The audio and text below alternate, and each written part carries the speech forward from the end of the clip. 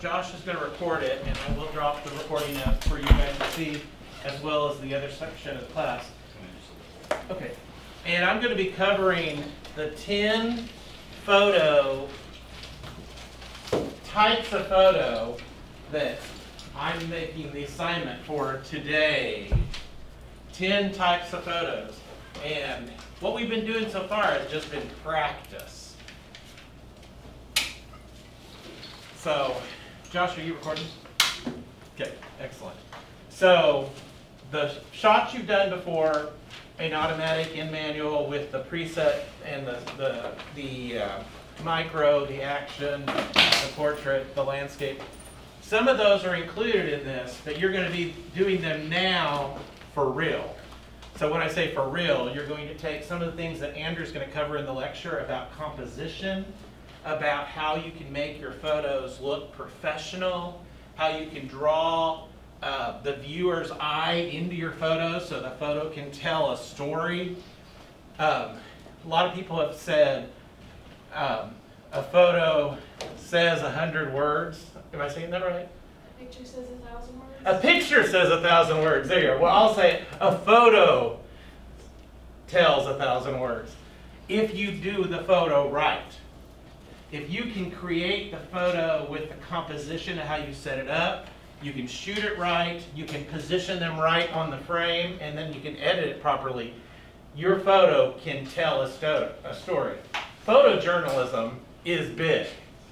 And those of you that are going into radio, TV, broadcasting, new media, anything like that, photojournalism is an option for you. If you're in our strategic or corporate option, you will use photography for possibly telling a story if you're printing something in an annual report or on a web page. But you also might be using a photo to showcase a product or a good or a service. You also might use a photo to introduce a person if you're introducing a person to your business through your HR department or through your PR department or your marketing department. So photography plays a huge role in all of your options that you might be in, whether it's strategic, corporate, radio, TV, new media, marketing, PR, any of those. Photography is going to play a role. Now, you don't have to be a professional photographer, but you need to know how to make your photos look like a professional photographer. You also need to know how to communicate with maybe a professional photographer who's shooting photos for you, so you can talk the talk with them so they can follow your instruction and your lead. You might be as an account executive or anybody in the business that needs to help them get the end result of what you want them to get. If you don't know the language, if you don't know the types of shots, if you don't know those terms, it puts you at a deficit. It also may make you not be very credible. And being credible is a lot when you're working with clients. Josh is helping tape today. Josh is in Studio 3 Media. He just worked with a client last Friday, videotaping a client helped videotape a client's welcome video for a website. He learned a lot about working with the client ahead of time on a script.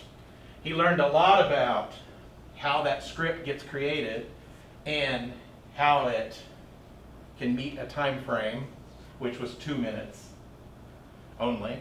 And of course, most people want to talk more than 2 minutes, and they don't understand the importance of a 2-minute video. But I kind of sidebarred over to video just now. When you're doing video, you often take still shots at the same time because you have someone in the setting dressed appropriately with the right backdrop and everything around them right is in context. So you might do some video and you might do some still shots with your digital cameras. So photography plays a huge role in our industry. So your next assignment, which is Homework photos number 3, and this is your last set of photos you're taking now. You are going to do 10 different shots. And I'm going to talk through them right now in the next 5 minutes, and I'll take a couple questions.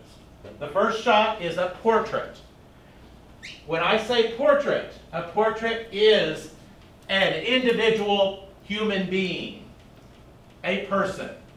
It should be set up that they are the focus of the shot, not the background, not the foreground, not things around them, that person.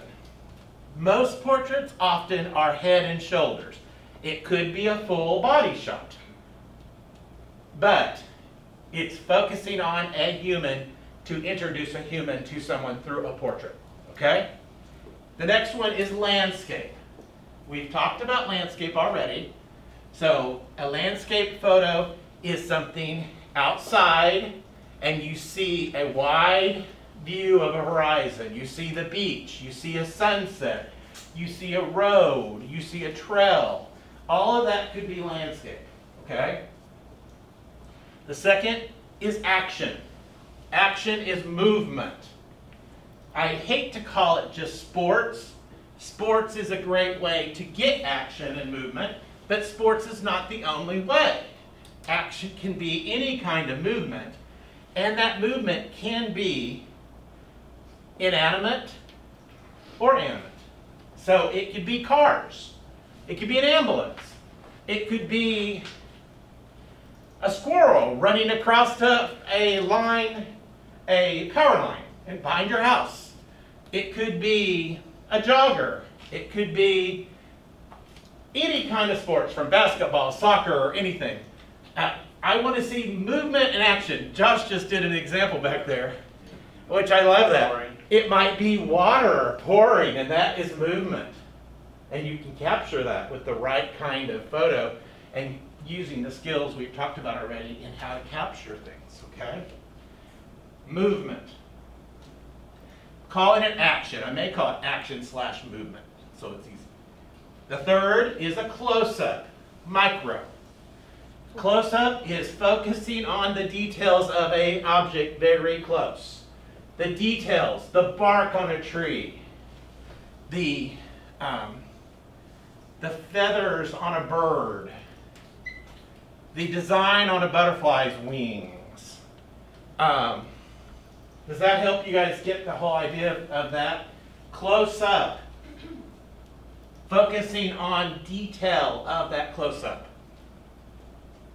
Third is news/journalism.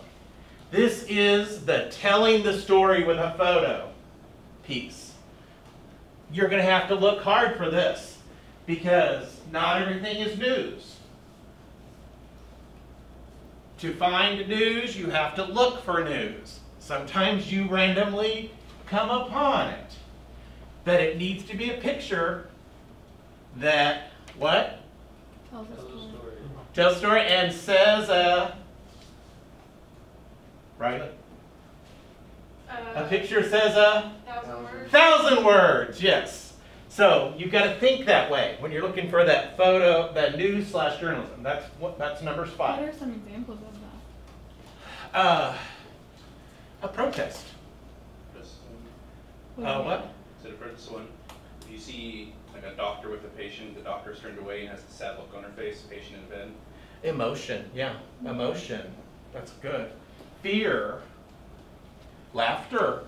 Think about all the human emotions, but think about how it tells a story about what's happening in the context of what else is in the photo. Your background's going to be a big thing. So Yeah. Background tells a lot of story. Okay, Okay. thank you. That's number 5. Number 6, product. And think advertising. A product that you might design an ad for. I'll go ahead and tell you right now, you will be designing an ad in this class. So whatever product you're shooting, you're going to be designing an ad out of that photo. So pick a good product you want to do. So could it be any commercial product? Yep. All right. Sweet. But I want it to be a product, not a service. A product. And you can advertise services, yes, but I want a product. So it's a thing of some sort that you think you could create an ad for down the road in the latter half of the semester, that you would have to think about a lot of more elements of what the ad would be, okay? Third, or number 7 is architecture. Architecture is buildings, primarily. Some form of building, and you're shooting it from different angles to creatively show that building, okay? Our guest speaker today is a pro at this. I give him massive props for this because he has grown his skills heavily in architecture. Would you say, Andrew? Yes, sir. Oh, yes, others, but that is one of your favorites, I think, as well. Yeah. Number 8, black and white. You're going to actually shoot it in black and white. I don't want you to shoot a picture that we're going to edit and change it to black and white. It is black and white. And I'm going to let Andrew talk a little more about black and white photography when he gets into his lecture. He's going to give you more details on that, because there are things you've got to look for to make a good black and white photo, so it can be even better when you edit it later. Okay? Number 9 is a group. 3 to 5 people minimum. You have to have at least 3 to 5 to make it be a group. And the group can be any group you want. But you've got to use the skills of composition that Andrew's going to be talking about today that will make that group a strong photo.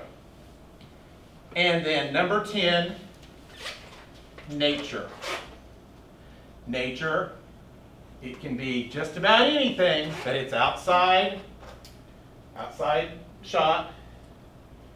And Andrew, do you want to talk a little more about nature too? Because that's probably another one of your top niches. Yeah. So Andrew will talk. He's got one up on the screen right now that would qualify for nature. Hang on. I got a better. Pull those. Nature is my favorite one to take. That's a beautiful nature photo right there. Are you getting that in that shot? I will now. It's what I'm going to do. I'm going to turn these lights. Well, I'm going to turn most of them on. And I'm going to show them on here as well, so that I can Okay. better outline. Okay. So I'm going to wrap this up, but you all are going to be doing these 10 shots over the next 2 weeks. You're going to have 2 weeks to do them. So I'm giving you 2 full weeks. Next Tuesday, we are going to meet just for a few minutes, because Andrew is going to introduce you all to the portrait studio that's downstairs, because that's where I want you to do your portraits. And he'll show you where and how to work that area and how to get in and out of it. So your portrait shots, I'm going to ask you to do all your portrait shots in the studio. He's going to show that to you next Tuesday at the beginning class. And after we're done in there with that, I'm going to release you. So we're not going to stay the whole time, because I want to give you this class period time plus your Thursday normal time, all that time over next week and the week after next to work on these shots. But you have to start planning and thinking now, or you'll have trouble getting all of these done. Of these 10 shots, you will want to take probably 10, 15, maybe 20 of each one of them. So you come up with your best one, okay? Don't think you can go out and just shoot 1 or 2 of each one of these and you're going to get a great shot. Because I am going to evaluate your shots closely based on what we talked about in the class. I think you all are set up pretty good to succeed. You've had some good practice. You understand the equipment. You understand a lot. But right now we're diving into giving you the photographer's eye, so you can compose the photo before you actually shoot it, and then you shoot it. And that's where we are now. Okay? Yes? So you said for the news stuff, journalism one, it could be like you just stumble upon it. So like, what happens if we like stumble upon something we want a picture of, but we don't have a ready camera? Could we use like our phone or something? Or no, you've got to use the digital camera. Yeah. And that's kind of hard, and that's one reason photographers carry their camera everywhere they go. Yeah. Mine's in my car. Yeah. I know that's hard for this assignment, so you may have to, you may not be able to stumble onto it as easily. Good question. For the artist picture shot, does that have to be the whole building or just part of the building? I'm gonna let Andrew talk about that. Either or. Yeah, either or, but he'll give you some examples. Okay. Anything else, guys? How do you feel? Do you feel pretty good about this right now? I know 10 shots in 2 weeks is maybe a little overwhelming, but yeah. So are they all gonna have to be manual? No. Thank you. Automatic. All automatic? You're shooting everything in automatic unless you choose to do some in manual. A sigh of relief. The manual's your choice. Oh, man. But we only have covered manual in this class, so you understand it if you want to pursue it further. Like if you wanted to go out and shoot the ring. Like I want to learn it, I just sucked at it last time. Right, well, Really that- bad. we're gonna work on, later, when we get into editing, I'm gonna let you guys practice editing some of those, and Yeah. that will be kind of fun at that point, because you're gonna have some photos that really need some editing. So those manual photos are gonna be your practice editing photos. Oh, yeah. So, but for now, automatic settings on your photos. You can use manual if you want. It's fine. I won't be a problem. But good question, Lily. Oh, no. Yeah. So what's like the longest we can check out a camera for, like in the Uh, same thing? Just- One day? overnight, Monday through Friday, Yeah, and over weekends. We really gotta. If we have them. We really gotta limit it down because our camera to student ratio is like a roller coaster. Yeah. But you can check it out one day and come back in and recheck it out the next day if they're not reserved. If they're not reserved, but like, it is first come, first served. Okay. So, you can check it out on you can check it out on Monday, get it on Tuesday, you wanna check it out on Wednesday, oops, sorry, we can't do that. So, I'm sorry. It's not, We are trying to grow our numbers, but we're good to be where we are right now. yeah. Because we didn't even have these a couple of years ago, these cameras. So, but we didn't have this class either a couple of years ago. So do the news photos need to be real events? Can we make a setting? I'm going to say you can stage a news photo, but you're going to have to be really good at staging it because it needs to be So believable. We need good actors. So is Yeah. this going to be the majority of all the photos that we're going to be editing? What? Is this going to be like all the photos that we're going to be editing? Like we're not going to be taking any more photos after this? No. This is the last set of photos you're taking Oh. in this class. My goal is to have photography done by midterm. We are in week 6 this week, so you'll have 7 and 8 to finish, week 7 and 8 to finish out your photos. We'll come back in week 9 and start editing. That's the week of fall break. So we'll start editing probably the Tuesday of fall break. We'll probably cover editing during that Tuesday. Then I'm going to give you guys time to get to work on editing of your photos. Then we're moving into the second half of the class, which is other digital design work that's non-photography. Okay. So the 2 weeks doesn't count this week? No, Okay. no. So it's This week isn't counting in it, so you really have about 2.5 weeks. It was October 13th.